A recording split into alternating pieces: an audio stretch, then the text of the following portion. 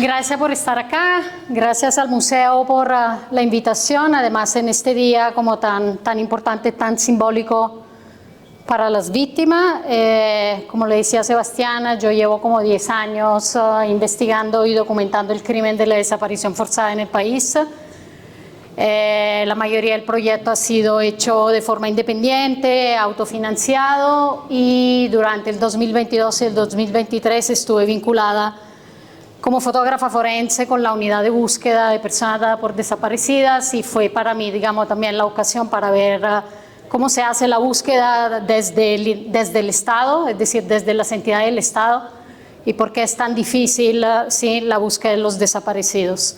Entonces, yo lo que le propongo es, vamos a dar una pasada a las fotos, es apenas una selección sí, del proyecto, y después vamos a volverlas a pasar y de pronto le voy a contar algunos detalles sobre algunas de las imágenes, y la idea es que esto se vuelva un conversatorio. Entonces, sí, bienvenidas todas las preguntas que tienen y todas las inquietudes que tienen.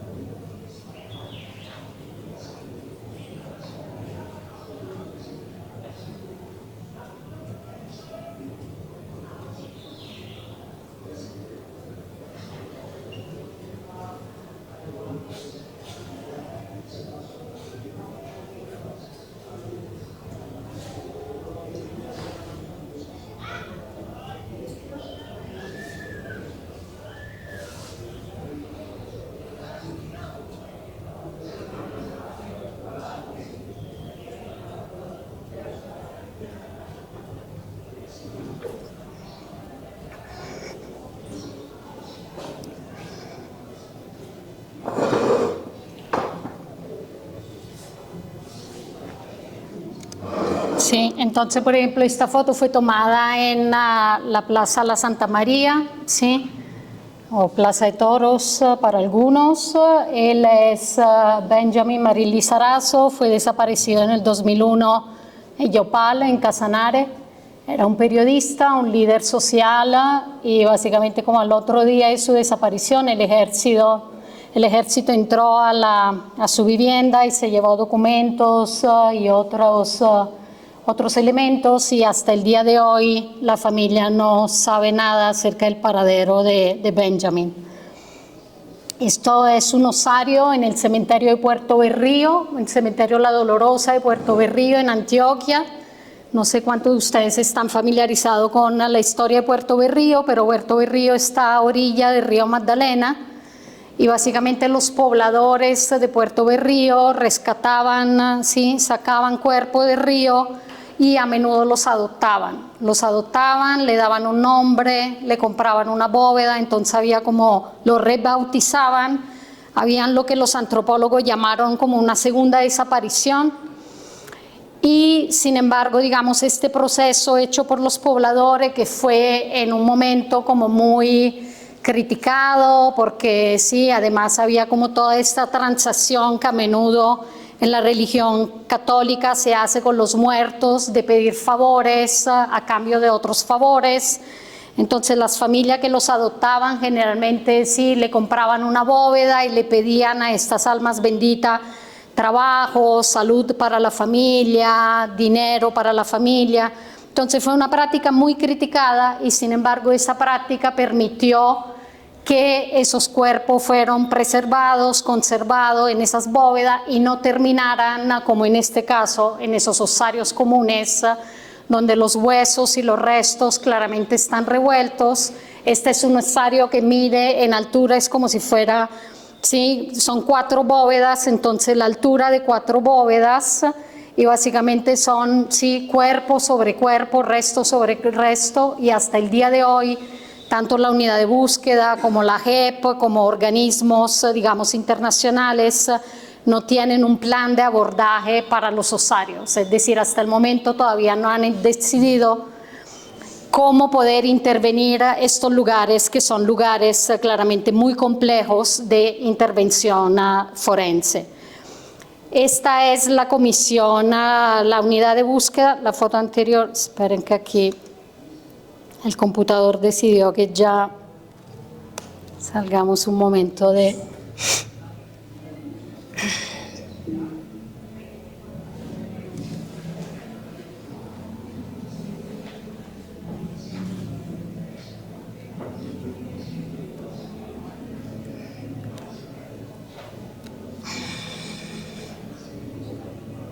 Un segundo.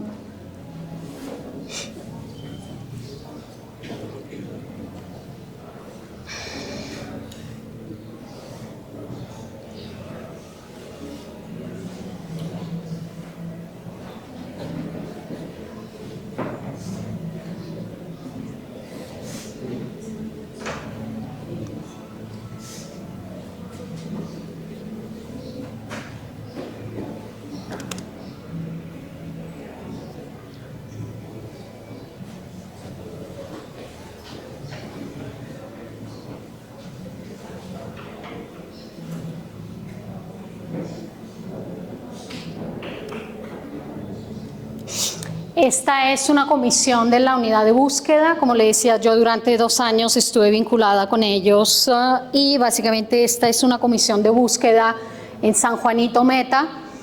No sé cuántos de ustedes están familiarizados con la historia del matrimonio Angulo. Carmenza y Gerardo Angulo fueron una pareja secuestrada por las FARC en el 2000 en La Calera, llevada a San Juanito Meta. Estuvieron en cautiverios en este lugar, en este bosque de niebla, durante algunos meses y después durante una persecución del ejército a esa columna de la guerrilla que los tenía, ambos fueron asesinados por la guerrilla. En el 2021 la unidad de búsqueda encontró el cuerpo de doña Carmenza y sin embargo en esa ocasión no pudieron ubicar el cuerpo de don Gerardo. Entonces en el 2023 se hizo una segunda comisión intentando ubicar el cuerpo de don Gerardo y tampoco se logró en esa ocasión. En el caso, digamos, de los dos, de este matrimonio, lo que fue muy complejo y lo que es muy complejo y lo que también sí explica en parte porque todavía el cuerpo de él no ha sido encontrado, es que fueron cuerpos que no fueron inhumados, no fueron puestos bajo tierra, sino que fueron dejados ahí. El ejército estaba persiguiendo esta columna de guerrilleros, entonces básicamente los asesinaron y lo dejaron ahí, cubriéndolo en parte con hojas. Entonces la naturaleza no tuvo tampoco la oportunidad como de preservar esos cuerpos, ¿sí? Lo hizo con el cuerpo de ella. De hecho ella fue encontrada arropada por las raíces de un árbol, básicamente el árbol preservó los restos. Y en esa ocasión la unidad de búsqueda, la antropóloga, se demoró 6 horas para poder liberar ese cuerpo de las raíces que lo habían abrazado y que permitieron que ese cuerpo se conservara desde el 2000 hasta el 2021 y que pudiera ser recuperado y entregado a la familia. Ella es doña Ana Ligia. Doña Ana Ligia hace parte del colectivo Madres de la Candelaria, que es esta asociación de madres fundada en Medellín en respuesta, digamos, a las tantas desaparición forzada que hay y que sigue habiendo, ¿sí?, en el departamento de Antioquia. Antioquia es el primer departamento en Colombia por número de desaparecidos, seguido por el Meta y por el Valle del Cauca. Y doña Ana Ligia está buscando a su hijo Roberto Antonio, y según las informaciones que maneja Madres de la Candelaria, Roberto Antonio fue asesinado, desmembrado y echado en el río Medellín por un grupo paramilitar en el municipio de Tolda de Peques. Este es uno de los muchos altares que hay en las casas de los familiares, los desaparecidos. En este caso estamos en la casa de Luz Marina H., que hace parte del MOVICE, del Movimiento de Víctimas de Crímenes de Estados en el capítulo Bogotá. Y es un altar en memoria de Eduardo Lofner, que fue el compañero de Luz Marina, y que fue desaparecido hace 39 años en Bogotá. Eduardo era un sindicalista de la Universidad Pedagógica y también un miembro del M-19. Él es don Darío y carga la foto de su hijo, Oscar Alexander Morales. Oscar era el último de los víctimas de los falsos positivos, los mal llamados falsos positivos de Soacha. Era el cuerpo que hasta el 2024 todavía no se había entregado a la familia. El cuerpo de Oscar fue encontrado en el cementerio alterno del Copey, en el departamento del Cesar, y junto con el cuerpo de Oscar Alexander, la unidad de búsqueda encontró otros 61 cuerpos, en su mayoría víctimas de ejecuciones extrajudiciales. Entonces Oscar fue, el ejército le prometió, como a la mayoría de las víctimas de Soacha, le prometió trabajo en otros lugares, lo llevaron al departamento del Cesar, los asesinaron en el Copey y lo enterraron en este lugar. Justo durante esta comisión, es decir, donde don Darío y su esposa acompañaron a la unidad de búsqueda, fue cuando fue encontrado el cuerpo de su hijo.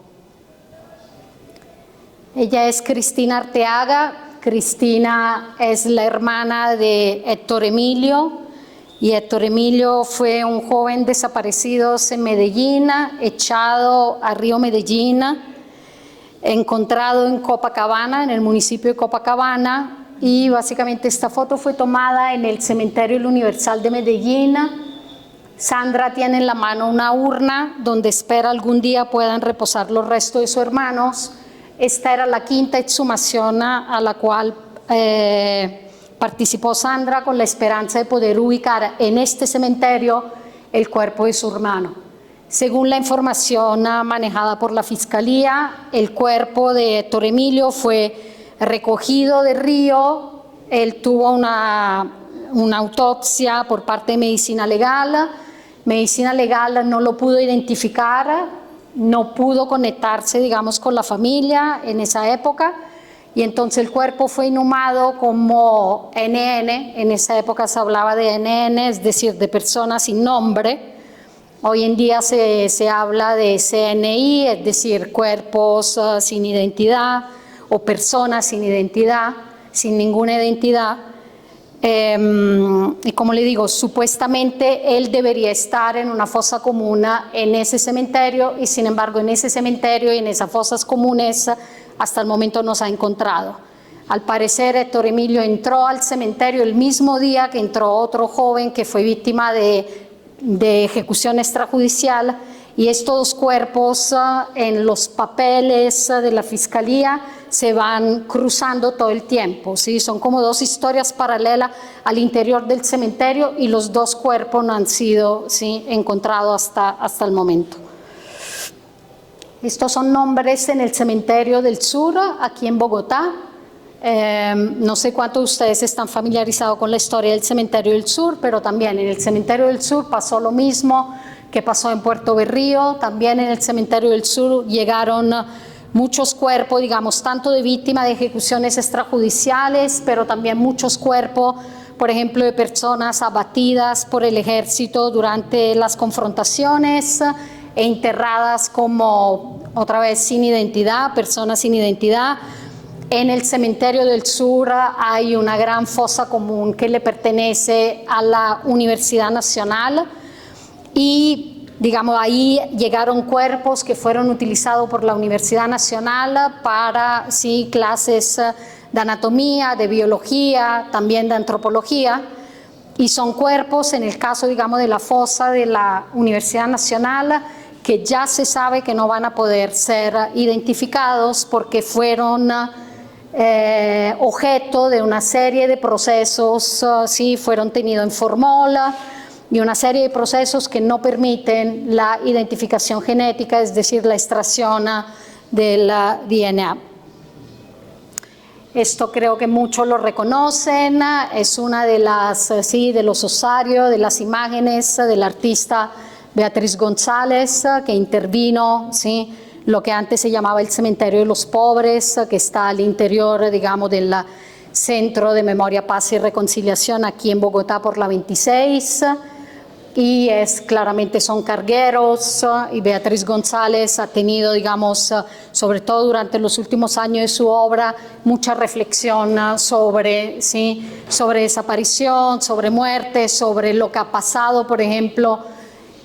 Tuvo una exposición aquí en Fragmentos el año pasado que se llama Brumas, donde ella se cuestiona mucho como todas las herramientas que generalmente se utilizan en agricultura en el campo, es decir, las palas, los palines, los mismos machetes, en este país fueron utilizadas para dar muerte, para ocultar, para esconder, para desaparecer.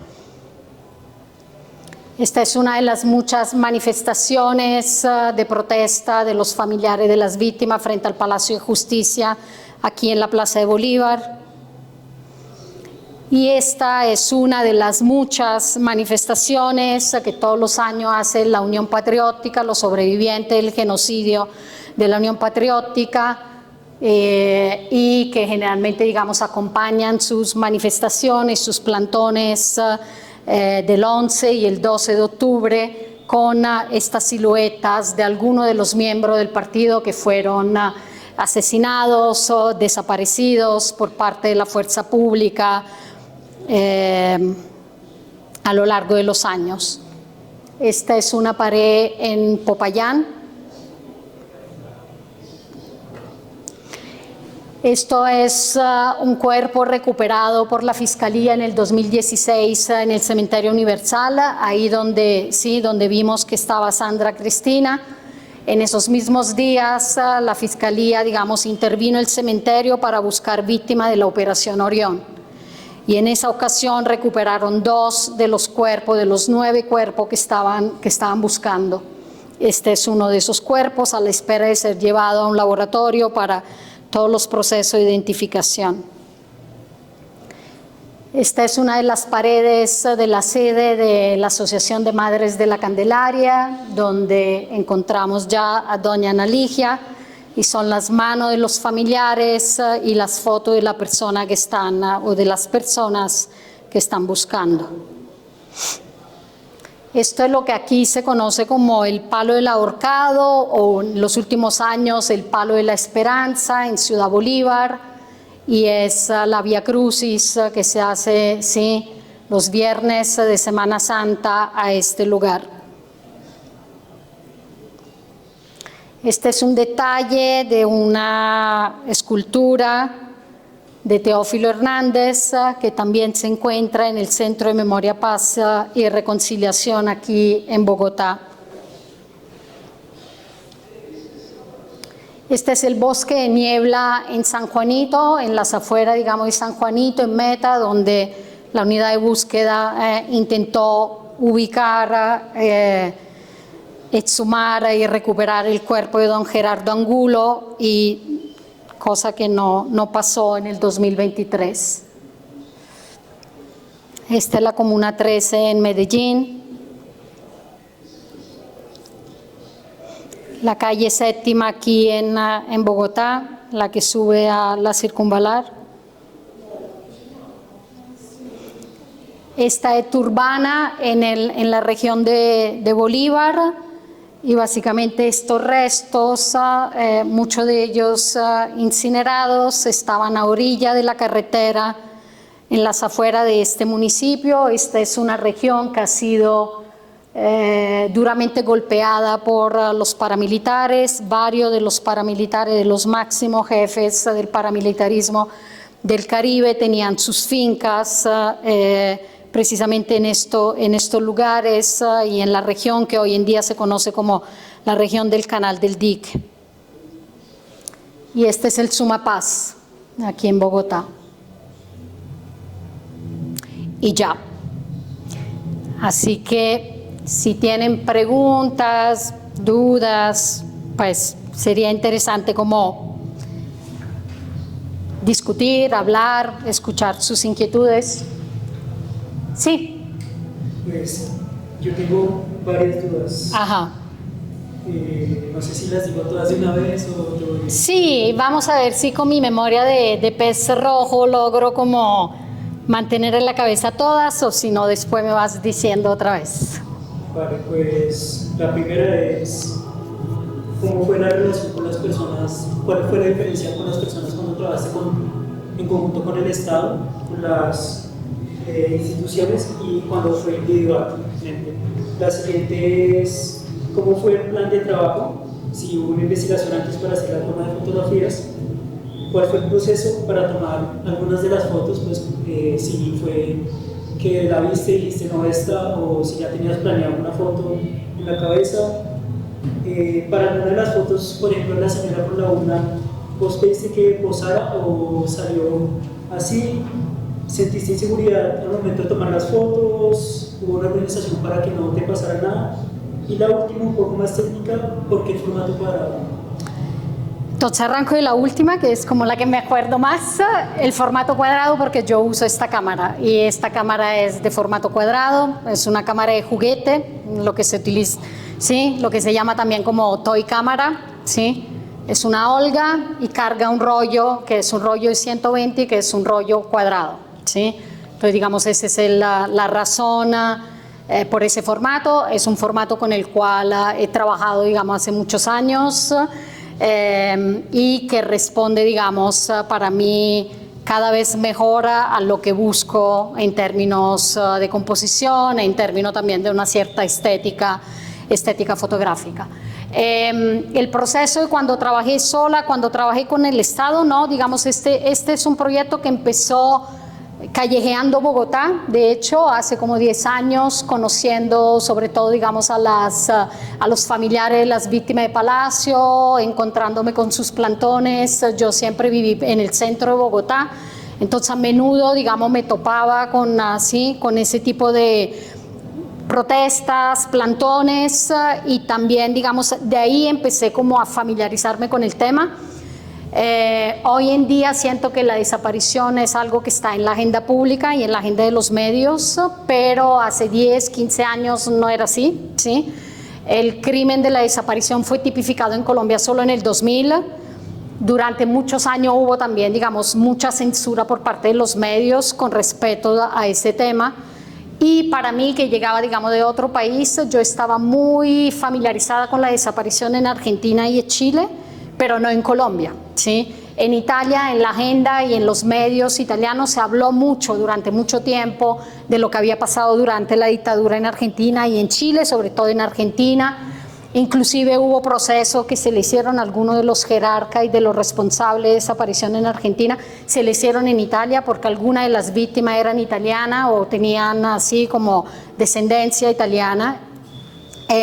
Entonces era algo del cual se hablaba a menudo, había muchas películas y etcétera. Cuando yo llegué a Colombia, para mí el tema de la desaparición era algo que no le pertenecía a este país. Entonces fue también como una curva de aprendizaje, acercándome mucho a los familiares.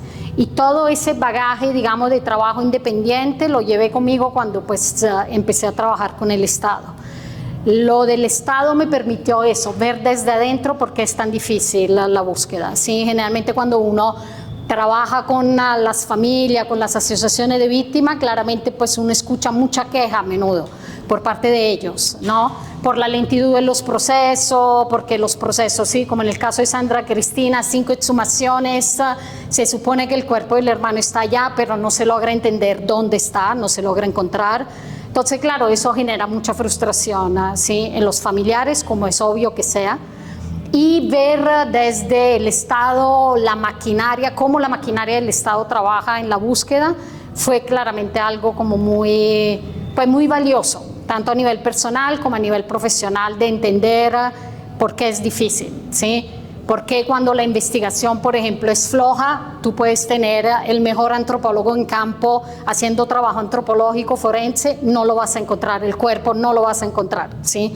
Si a ti te dicen que un cuerpo está acá, pero en lugar de estar acá, está en el Palacio de Nariño, pensando en esto, digamos, en el campo colombiano, en el bosque, en la flora, sí, en la selva, si tú lo estás buscando acá, pero porque tu fuente te dice que está acá y en realidad está como a 500 metros de donde tú estás haciendo tus excavaciones, tú no lo vas a encontrar. Y no vas a revolver toda la selva para encontrarlo, porque eso, en términos de trabajo forense, es muy dispendioso, ¿sí? A nivel de trabajo físico, así como a nivel de inversión por parte del Estado, ¿sí? Entonces, ese por ese lado. ¿Qué más había? Qué pena. ¿Cómo fue el plan de trabajo para...? Sí, digamos que no hay un plan de trabajo. Yo no planifico foto, ¿sí? Nunca le pido a las personas que posen para mí, también para contestar así a la foto sobre Sandra Cristina.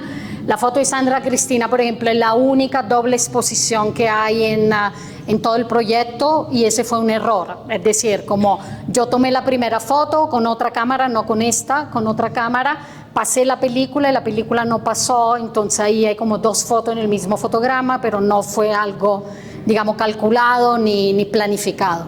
Yo nunca planifico, lo único que puedo planificar es dónde voy, ¿sí? Pero no sé lo que me voy a encontrar, ¿sí? Y siempre he entendido y sigo entendiendo la fotografía, tanto en este caso como en otro tipo de proyecto, como una reacción a lo que uno ve, ¿sí? Es decir, yo considero siempre el acto fotográfico como esto, hay acción y reacción. Pasa algo, uno ve algo y uno responde a ese algo. Y a menudo respondes porque es así un juego de luz que te llama la atención, una serie de contraste de luz y sombra que te llama la atención, porque está pasando algo que consideras así que hay que documentarlo, y ahí claramente porque todo el tiempo eso está resonando contigo, con quién eres tú, ¿sí? Quién eres tú como ser humano antes que como fotógrafo, ¿sí?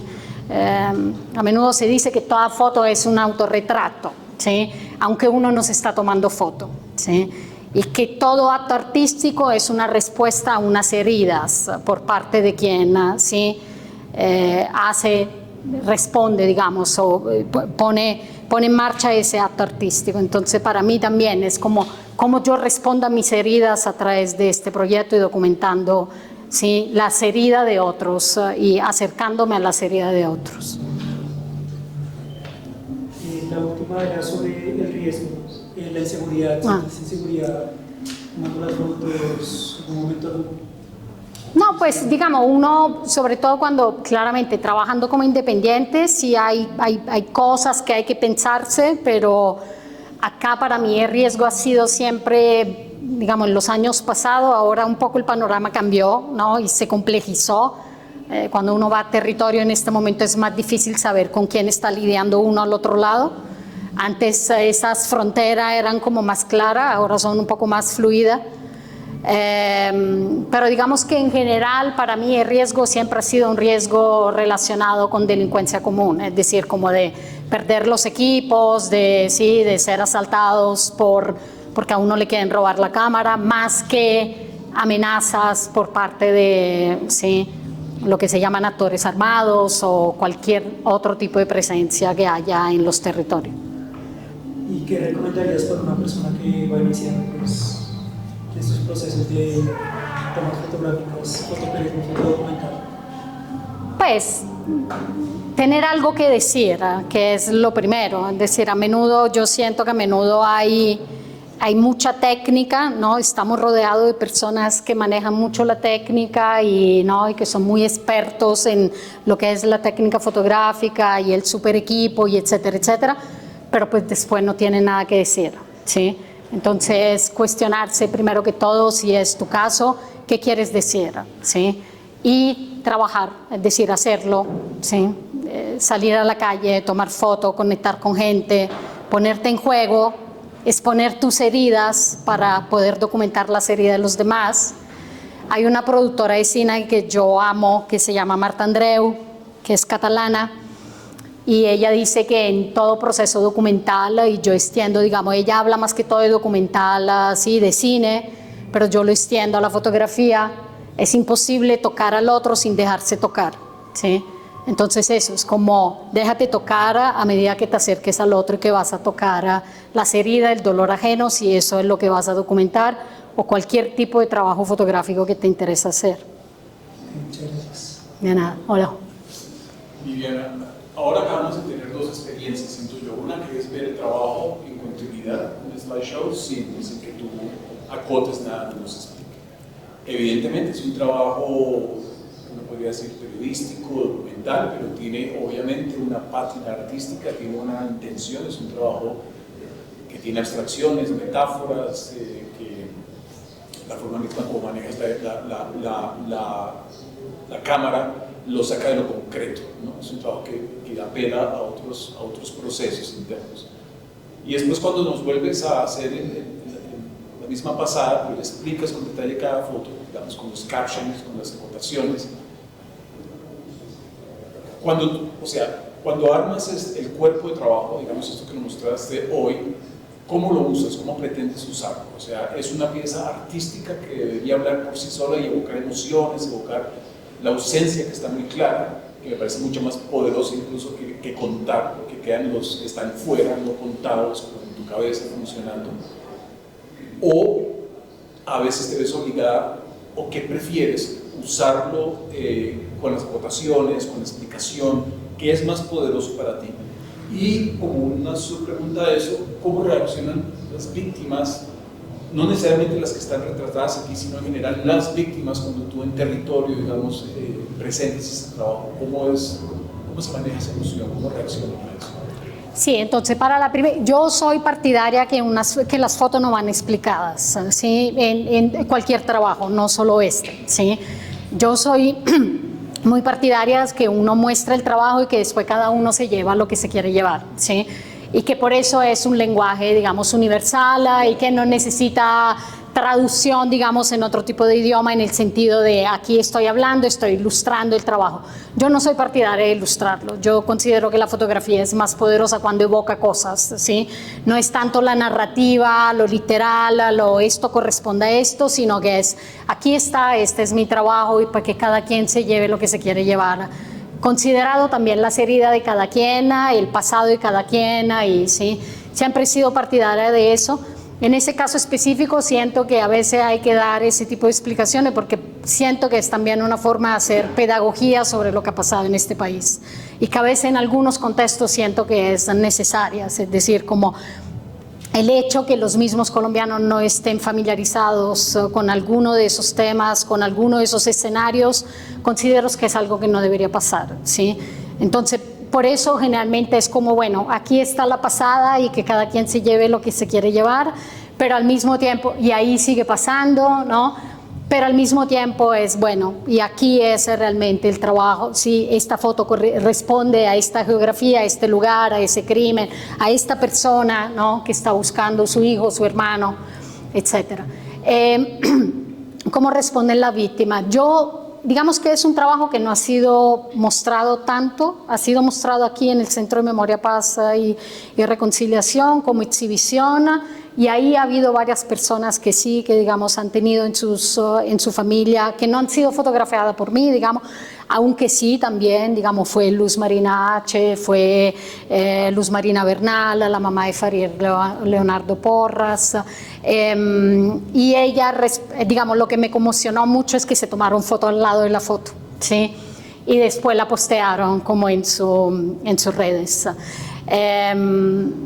pero en general, digamos, otras personas que igualmente han tenido, digamos, este crimen, este flagelo en sus familias y que han ido a las presentaciones, a las visitas guiadas, generalmente se quedan como muy sorprendidas con el trabajo, es decir, y precisamente con la estética también del trabajo, con la estética que el trabajo maneja y con el hecho que dicen ellas que logra como evocar cosas sin necesidad de tantas explicaciones, que es, digamos, lo que yo generalmente intento hacer, pero con todos mis trabajos, como pues aquí está el trabajo y claramente uno lo hace desde su posición y con una cierta, ¿no?, respondiendo a ciertos estímulos personales y que le llegan a uno desde afuera. Pero en última es eso, yo quiero que cada quien se lleve lo que se quiere llevar y que cada quien sí, responda como le nace responder al trabajo. Y con todos mis trabajos, no necesariamente solo con eso. ¿Sí? Yo raramente explico mi trabajo. En este caso, lo que te digo, siento que hay algunas cosas que uno dice, bueno, pero si hablamos de Puerto Berrío, si hablamos de, por ejemplo, por qué es tan difícil eso, cuando uno se encuentra un osario alto como este edificio, lleno de huesos, es como, entiendan por qué es difícil también. ¿Sí? No, me parece que es mucho más poderoso y hay imágenes incluso, digamos, como el hombre solitario en la calle. Sí. No sé, es una imagen que es un gancho para continuar con, sí. con esa... A mí tampoco me gusta ya cada vez menos que la foto tenga que tener una narración. Yo digo que es como un carrusel de emociones, ¿no?, de sensaciones. Y esos momentos, como ese hombre que no hay víctimas, necesariamente no sabemos, pero sí están ahí, porque en medio del trabajo evoca el aislamiento, la soledad. Sí, esa búsqueda también, digamos, de las familias que ha sido durante muchos años como solitaria, ¿no? Como eso, en esos contextos urbanos, muchos de los desaparecidos pertenecen al contexto urbano, pero es eso es todo algo que yo no quiero añadirle, sino que está ahí, que cada quien se lleve lo que quiere, y digamos que ha sido también un poco el desafío de ese trabajo, era precisamente como no caer en algunos clichés visuales del imaginario colectivo relacionado con la desaparición. El caso de Argentina, el caso Chile, es decir, las madres de la Plaza de Mayo con sus pañuelos, con las fotos de su ser querido, primero de los hijos, de las hijas, después de los nietos, ¿no? Y claramente pues yo sí documenté marchas y plantones y hay también esas fotos, pero siempre intenté como moverme en esa frontera de lo metafórico y lo evocador más que lo narrativo y lo literal, es decir, sobre todo porque estamos hablando de mínimo un universo de casi 125.000 personas y sabemos que ese universo va a crecer, entonces no es la historia particular y específica de cada víctima, sino que es la historia de un país que además se vuelve fosa común. Entonces también hay como ese deseo de una reflexión sobre una geografía que oculta, que esconde. Yo siento que lo que dejas fuera, que lo estás mostrando, se vuelve más poderoso y más visible al final en tu imaginación, al no estar tratar de mostrar todo, la mujer con el aviso, sino que aquí estas cosas más metafóricas, más sublimes, te dejan un vacío mucho más grande, porque sientes que hay algo que los envuelve, que es mucho mayor que las fotos, sí. Mucho más grande. Sí, y es eso, es decir, yo quería que fuera, digamos, un trabajo más, de alguna manera, más que reflejara la universalidad de ese fenómeno, ¿no? Que además, pues nosotros ahora estamos hablando de Colombia, pero pues la desaparición forzada no se limita solo a Colombia, no se limita solo a ese continente, ¿no? Eso que está pasando, que estamos descubriendo en esos días nomás con Siria, ¿no? Es un crimen universal que ha pasado, me atrevería a decir, en todos los países, donde más y donde menos. Entonces también eso, cómo hacer un trabajo fotográfico que haga justicia visual de eso. El imaginario es muy fuerte. Por ejemplo, esa noticia que salió hace 2 días de que la ONU había dicho que había 20.000 muertos en una Ankara, que obviamente era loco y parece que falso, esperemos que falso, pero sí. que crea es más poderoso y más intrigante que quede eso en el aire. Como una gran pregunta a haberlos encontrado, incluso, ¿no? A lo concreto. Eso creo como una cosa es muy horroroso haberlo dicho, ¿no? Y haberlo imaginado. Sí. Eso a ti, digamos, incluso eso como fotográficamente uno podría involucrar, incluir en un trabajo como el tuyo estos imaginarios de 20.000 muertos en el Dorado. Sí, y sin embargo, yo creo que ahí también, digamos, lo que yo considero, por ejemplo, en este país es que en este país no se le ha dado un rostro a la desaparición, ¿sí? Y no solo a la desaparición, para mí al conflicto en general. Nosotros tenemos todos en el imaginario algunas fotos icónicas de eventos universales, ¿no? Como desde la guerra en Vietnam a el D-Day, ¿no? En las costas de Normandía, a la caída de las Torres Gemelas, a Tiananmen. Es decir, hay algunas fotos que están en el imaginario colectivo, inclusive de personas que ni habíamos nacido en esa época, pero que tenemos esa foto ahí. En el caso de Colombia no, y en el caso de la desaparición aún menos, ¿sí? Es un crimen que no se ha mostrado en cuanto a crimen, y también tampoco se han mostrado los procesos de búsqueda que se están llevando a cabo. Y cuando se muestra, digamos, cuando se intentan mostrar, es como esa foto que es un registro, y un registro ahí como de aquí estuvimos y aquí estuvimos haciendo esto, y por parte de las instituciones hay siempre como ese anhelo de una rendición de cuenta diaria, que es lo que están haciendo todo el tiempo con sus redes sociales. Es como justificando su existencia a través de una rendición de cuenta diaria que tampoco está mostrando ni está poniendo en el imaginario colectivo de este país que es un desaparecido. Y cuando tú lo encuentras, ¿qué es lo que encuentras? ¿Sí? Entonces, hablamos de cifras, de pancartas a veces con los rostros, ¿no? Que se han quedado a personas que tenían 20, 30 años, pero el desaparecido como tal, es decir, cómo tú encuentras un cuerpo, en qué estado encuentras un cuerpo, y ellos claramente se protegen con el tema de no queremos revictimizar, ¿no? Pero hay manera de no revictimizar y sin embargo de poner en el imaginario colectivo del país el tema de la desaparición y de crear imágenes icónicas que le puedan permitir a los colombianos también dejar de negar ese crimen, que es lo otro que hay aquí, ¿no? Como esa amnesia colectiva y ese negacionismo colectivo acerca de los desaparecidos. No hay, esas cifras no son exageradas. Y también, ¿no? Un poco lo que finalmente ha quedado en la conciencia colectiva de que si te desaparecen por algo será. Entonces casi una justificación, no casi, una justificación de que si te pasó, por alguna razón te pasó, ¿no? Y o pedir los nombres. Sí, o eso de pedir los nombres, ¿no? ¿Cómo así que ese es 1402? ¿Dónde están los nombres de esas personas, no? Pero es eso, siento que más allá de los discursos, más allá de los números, de las cifras, realmente no hemos sido capaces de poner esto en el imaginario colectivo. La negación de la masacre de la Bananera. Sí, y claramente pues ha habido por parte de los medios durante tantos años una censura, ¿no? Con este tema y en general con varios de los temas relacionados con el conflicto, pero inclusive las instituciones que hoy en día se dedican a esto tampoco se están preocupando de qué tipo de legado visual estamos construyendo y el día de mañana qué le vamos a dejar al país sobre qué es un desaparecido, cómo los encontramos o cuándo no los encontramos, por qué no los encontramos, ¿sí? Pero qué tipo de proceso hicimos para intentar encontrarlo y qué tipo de reflexión hubo desde lo visual sobre un territorio que se vuelve lugar de ocultamiento, de fosa común clandestina, de Camposanto. ¿Sí?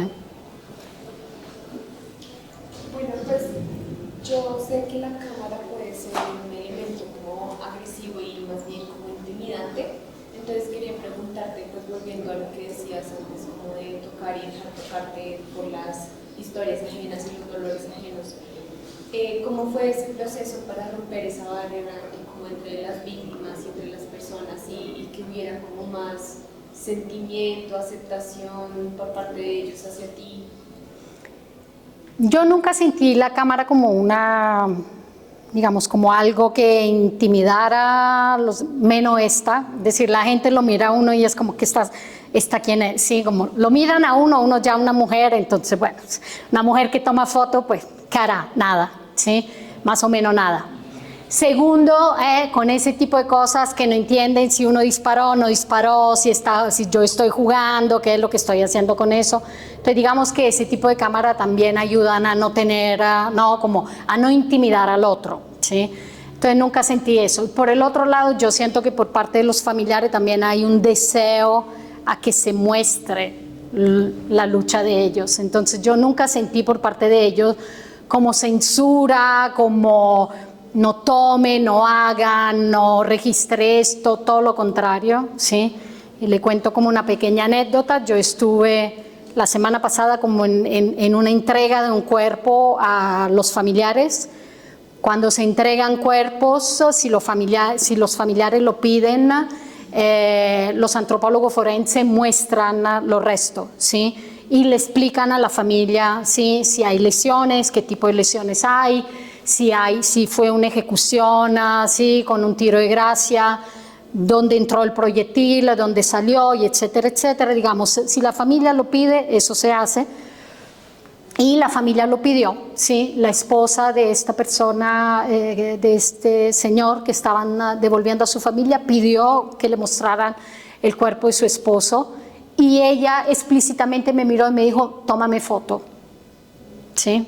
Es decir, tómame foto mientras me están, ¿sí? El esposo murió en un bombardeo, entonces imagínense qué fue lo que le entregaron, ¿sí? Pero la señora me pidió que le tomara foto durante esa entrega, ¿sí? Entonces realmente a menudo esto de no queremos victimizar y etcétera, etcétera, es más un alibi por parte de las instituciones por no hacer el trabajo. Yo lo he sentido siempre de esta manera, ¿sí? Y por justificar también a menudo la laxitud con la cual se trabaja desde lo visual, ¿sí? La mediocridad de lo que estamos viendo en términos visuales del material que se está produciendo relacionado con este tema y con los procesos de búsqueda, ¿sí? Entonces vemos espalda, vemos mandala, vemos velas, ¿sí? Vemos logos de estas entidades que están empeñadas en la búsqueda, y todo eso no está creando nada en el imaginario colectivo, no está dejando nada y tampoco está ayudando en una reflexión que yo siento, ¿sí?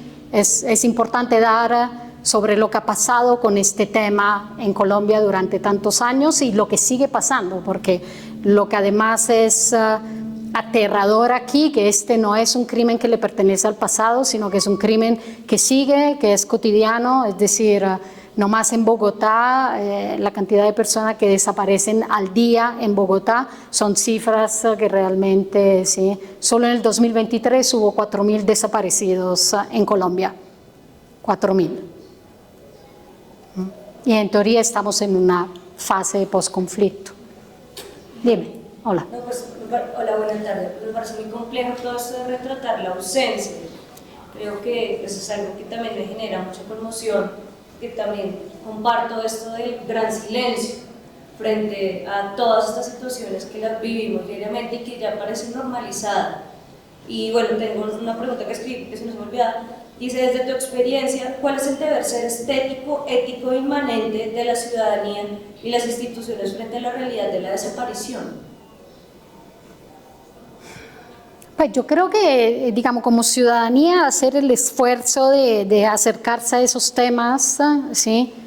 Vieron nomás cuando empezamos, la primera fila se vació, ¿sí? Fue como, no, nos equivocamos, ¿sí? Como si ese tema no le perteneciera a cualquier ciudadano, ¿sí? De Colombia, que sea o no, que haya tenido o no en su familia, ¿no? Ese flagelo. Y siento que en parte lo que ha pasado en este país y lo que sigue pasando es también porque hay una ciudadanía poco atenta, ¿sí?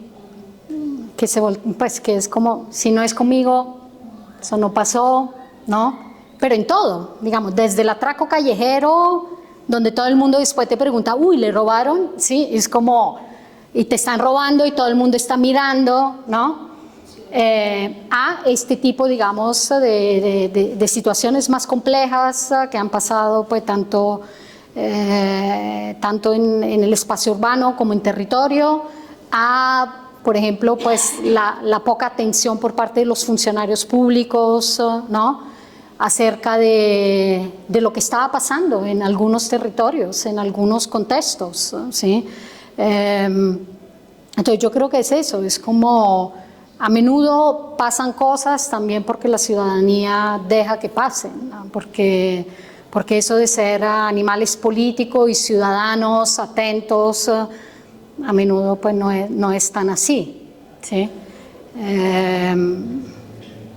¿Y por qué sí? Porque en el caso específico de la desaparición yo siento que sí ha calado mucho eso de que no estaban recogiendo café, ¿sí?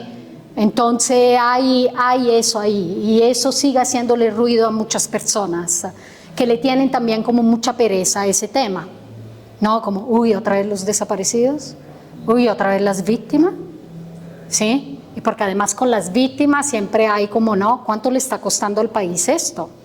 ¿No? Como lo que se llama capital humano. ¿Cuánto vale la vida de alguien? Es decir, ¿cuánto vale la vida de tu hijo que alguien decidió matar a los 20 años e intentar volver paisaje? ¿8 millones? ¿16 millones? Eso es lo que le están dando. ¿Sí? Pero eso está ahí. Ese discurso de, ¿no?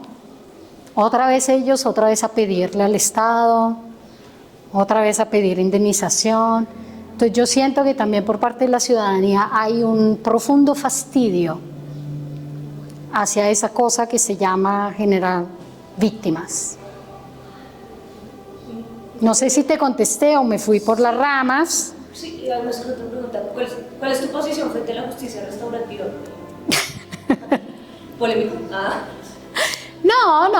No es polémico, yo, digamos, hasta hace como 3 semanas era muy fan de lo que estaba haciendo la JEP, ¿sí?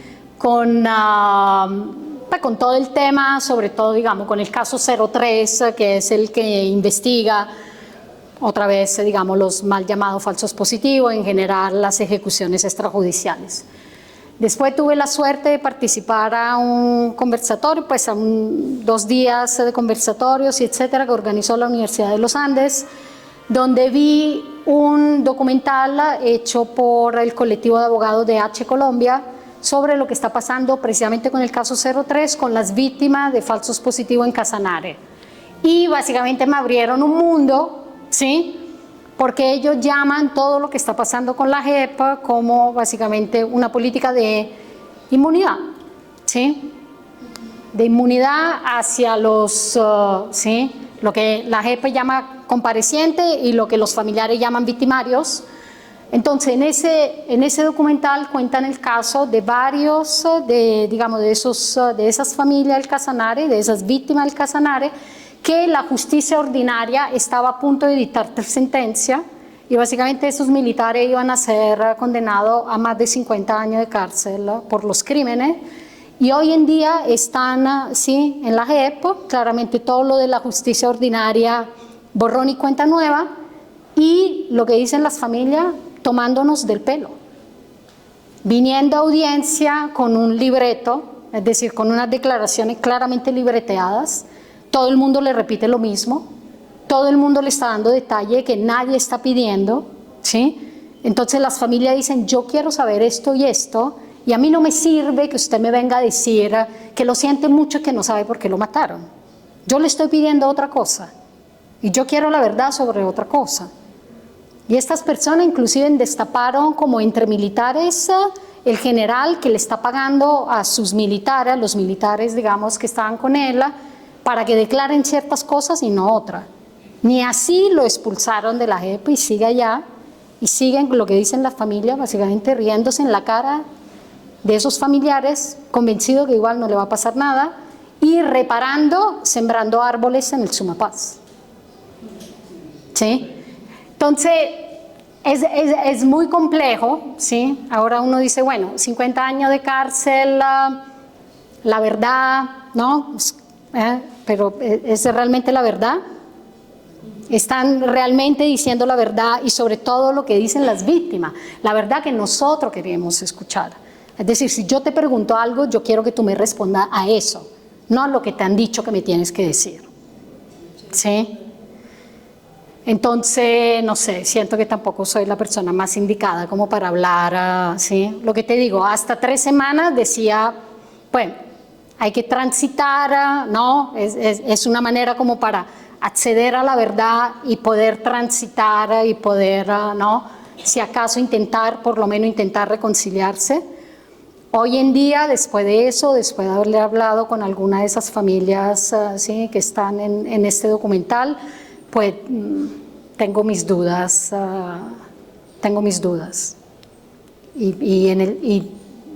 sí, y con eso todos los otros casos, es decir, claramente a mí me interesa en específico el caso 03 y es el que más he seguido, pero sí, siento que también es complejo, es también preguntarse cómo uno cierra o intenta cerrar a 50 años de conflicto, es decir, como desde el Estado, ¿qué hacemos? ¿No? Y bueno, están intentando hacer eso, no sé cuánto sirva. Te digo, los del Casanare no están muy convencidos que lo que está pasando les sirva.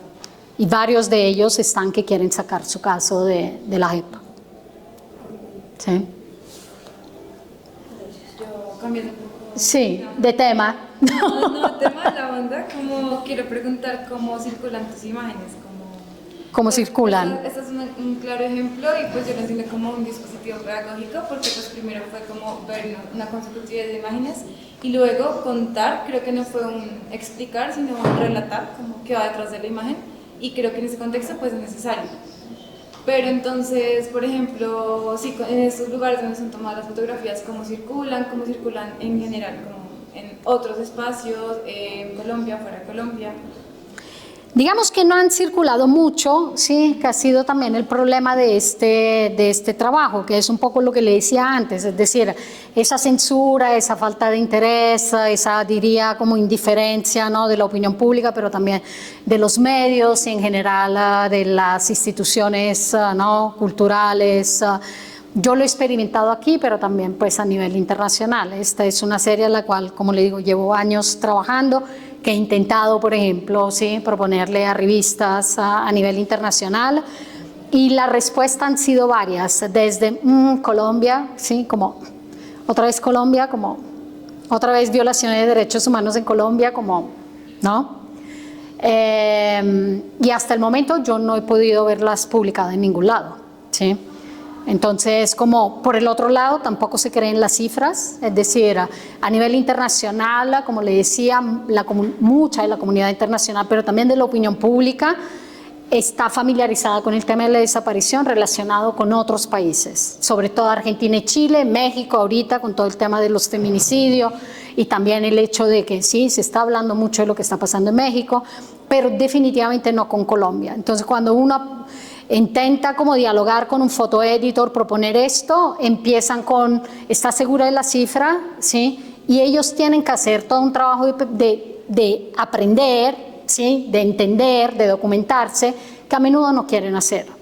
Porque también sobre Colombia hay ciertas historias que se cuentan y Colombia es como un poco la historia única relacionada con varios países. Entonces las historias únicas de Colombia fueron durante una época, ¿no?, la guerrilla, y hoy en día lo que se vende de Colombia es algo de medio ambiente, ¿sí?, las disidencias, la coca y tema de prostitución. Entonces, si tú llegas a una redacción con una propuesta de los desaparecidos de Colombia, es como, pero ¿cómo así que los desaparecidos de Colombia? Es decir, eso no entra en nuestro imaginario sobre ese país, porque de eso nunca hemos escuchado. Entonces ha sido muy difícil, ¿sí?, verla en otros escenarios.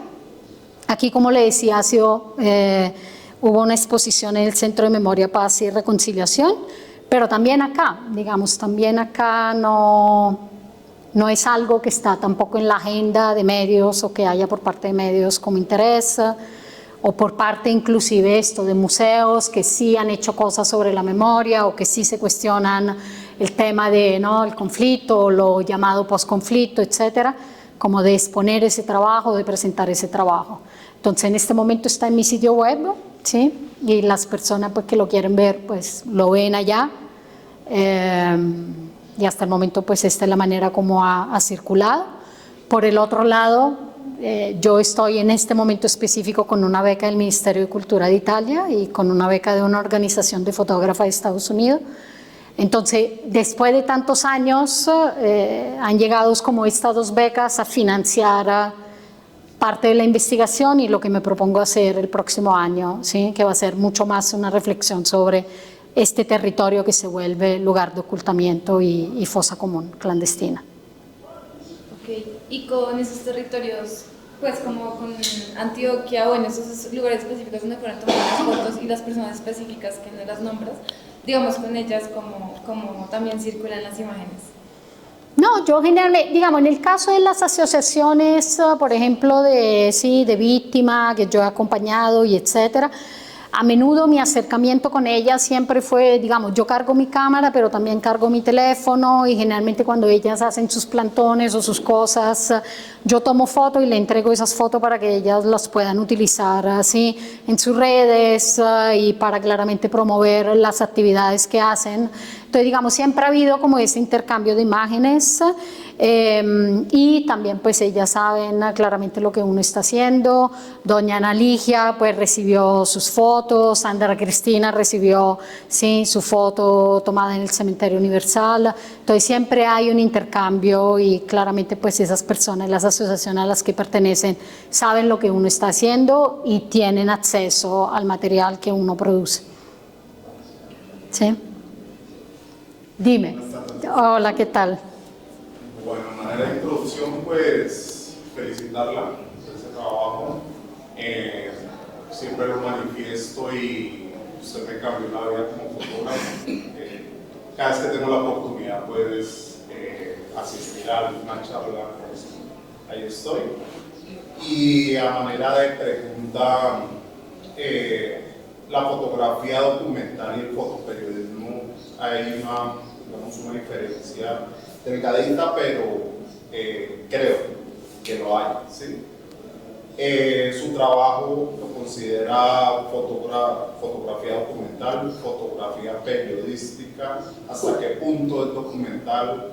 ¿Hasta qué punto se puede decir que es fotografía periodística? ¿Y por qué? Pues yo sí me defino generalmente como, pues, en general como fotógrafa, ¿sí? Como no, sin entrar mucho en categoría, pero sí para mí es mucho más un trabajo de fotografía documental, ¿sí? Yo no estoy, digamos, no es el fotoperiodismo duro y puro como de documentar algo muy específico en un momento muy específico cuando está pasando y etcétera. Como decíamos, es más como un trabajo de reflexión sobre una problemática, el territorio donde esta problemática pues sucede y las personas que están, ¿sí? que son víctimas o que están trabajando para de alguna manera sanar lo que ha pasado, ¿sí? Y es una reflexión que, como le decía, pues tiene que ver mucho también con quién es uno, el trabajo que ha hecho uno a lo largo de tantos años, lo que me interesa, ¿sí? Entonces realmente yo no lo definiría un trabajo ¿sí? como de fotoperiodismo, como de ni menos de breaking news ¿sí? Y de hecho la búsqueda también en términos de verlo publicado es más con revista, es más con publicaciones que le dan a uno también como la posibilidad de poder ver publicadas varias fotos y tener realmente como un relato visual que me esté evocando algo, ¿sí? Más como puntos puntuales, cosas puntuales, historias puntuales. Y tanto es así que cuando uno se acerca a ciertos medios, lo otro que te piden es como la historia específica, como de alguien, como de una familia, como no, y te lo dicen así, como para que nuestra audiencia pueda conectar con esa historia, sin entender qué es eso, pues que es un trabajo que intenta como que sea una reflexión mucho más coral y mucho más universal y que de alguna manera evoque ese crimen que toca a miles de familias en Colombia y no a una sola familia y que es muy diverso, ¿sí? Hay víctimas de desaparición que pertenecen a todos los bandos que hay en este país, ¿sí? Hay desaparecido dentro de la guerrilla, hay desaparecido dentro de los paramilitares, hay desaparecido dentro de la fuerza pública, hay desaparecidos estudiantes, líderes sociales, campesinos, obreros, ¿sí? Realmente es un crimen transversal a todas las categorías y a todas las divisiones que hay, que hubo y que sigue habiendo, ¿sí? en este país. Pero sí, yo nunca lo vi como un trabajo fotoperiodístico. Epifanio. Bueno. Hola. Bueno, agradecerte también agradecerte porque mediante tu trabajo, tu humanidad y tu empatía has hecho que muchos de nosotros veamos cosas que no habíamos querido ver por ignorancia o simplemente por estar inmersos en esa sociedad sin memoria y voltear acá y mi pregunta un poco a eso, ¿cuál es como tu opinión sobre esas imágenes que tienen una carga muy fuerte como las estructuras sociales? ¿Qué piensas tú sobre mostrar esas cosas en medios del país? Hay mucha gente pues, que obviamente no quiere ver eso, pero ¿cuál es tu postura? Yo creo que hay que mostrarlas, es decir, yo soy, y de hecho sí, a mí me revuelve cada vez que veo la enésima foto de un chaleco con el logo de alguna de esas entidades, la unidad de búsqueda o la JEPA, en campo haciendo excavaciones. Siento que hay manera de hacerlo otra vez sin, ¿no? Como sin revictimizar, sin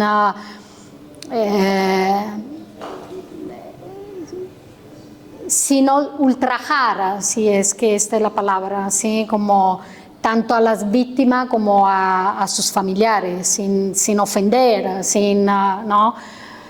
Y lo que digo, no necesariamente uno tiene que ponerle un rostro a la desaparición. Para mí no es necesariamente tomar una foto de un cráneo, ¿sí? Durante una excavación, sino que es realmente poner en la agenda pública este tema a través de imágenes. Y yo creo que, por ejemplo, las fotos del osario de Puerto Berrío, para mí no es ofensiva, ¿sí? No está faltándole respeto, ¿sí? Además a estos restos que no tienen identidad, sino todo lo contrario, es como, porque esa es la diferencia también, el trabajo, finalmente un hueso es un hueso y es carbonio, pero ese hueso te permite después conectar y poder escribir la historia de alguien y llegar a la identidad de alguien, entonces como un hueso se transforma en una persona y permite como recuperar esa identidad y esa unicidad de esa persona, ¿sí? Entonces yo sí soy partidaria que eso habría que hacerlo y que habría que, sí, que mostrar eso, y siento que el no mostrarlo es otra vez, es una forma de censura por un lado, y por el otro lado es lo que yo veo por parte de las instituciones y por parte de los medios es también como una infantilización de la opinión pública. Es decir, como los colombianos son como esos niños a los cuales no hay que mostrarle, ¿sí? Porque no lo van a poder aguantar, ¿sí? Entonces, como un país que lleva 50 años, ¿sí? Expuesto a la violencia, a todo tipo de violencia, a todo tipo de desarticulación de la sociedad civil, pero que en prime time no le podemos mostrar, ¿sí? El cuerpo de alguien porque eso sí no lo va a aguantar, o el otro que a menudo te dicen es que como nosotros estuvimos, ¿sí? Como hubo tanta violencia en este país que ya no queremos ver. No, nunca vieron, es decir, no es que ahora no quieren ver, nunca han visto, porque nunca le han dejado ver, nunca le han mostrado, ¿sí? Es decir, claramente hace algunos años hubo todo el tema, ¿no? Del testigo de Jesús Abad Colorado, nos acercamos a algunas cosas que sí habíamos oído por ahí en los noticieros, pero que nunca habíamos realmente visto, ¿no? En términos de masacre, en términos de lo que pasa, ¿no? De lo que pasó, y sin embargo sin una mirada amarillista, ¿no? Por parte del fotógrafo, ni mucho menos. Y ahí como que los colombianos, ¿no? Entonces uno escuchaba a esos colombianos que salían de aquí del claustro de San Agustín y decían, uy, no hice sino llorar, y es como, pero a ver, eso lleva 40 años, 50 años, entonces, ¿dónde estuviste los últimos 40, 50 años?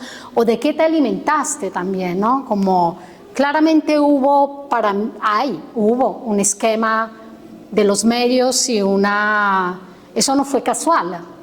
El hecho de no mostrar ciertas cosas y de mostrar solo otras hizo parte también durante muchos años de relato que hubo en los medios acerca de lo que estaba pasando en este país, ¿no? Entonces los cilindros bomba de las FARC sí los contamos y los mostramos y mostramos las tomas, pero todo lo demás no, ¿sí? Lo que estaba pasando en el Caribe colombiano, lo que estaba pasando en el norte de Colombia, ¿sí? En la zona ganadera con los paramilitares. Y los paramilitares fueron entre los más desaparecidores de personas en Colombia. Es decir, el primer grupo por número de desaparición cometida son los paramilitares.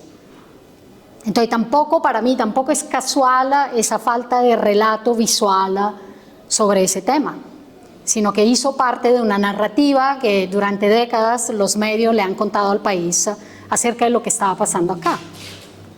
Y seguimos en lo mismo en términos visuales, ¿sí? Entonces yo siento que sí hay que mostrar, ¿sí? Y sobre todo cuando las familias quieren eso, ¿sí?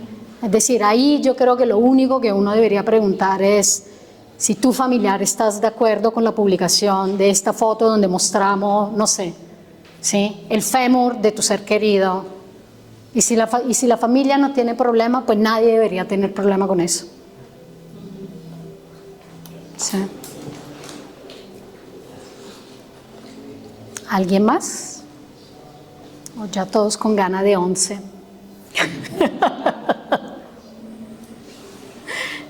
¿Ya? Bueno, muchas gracias por venir, por estar. Muchas gracias.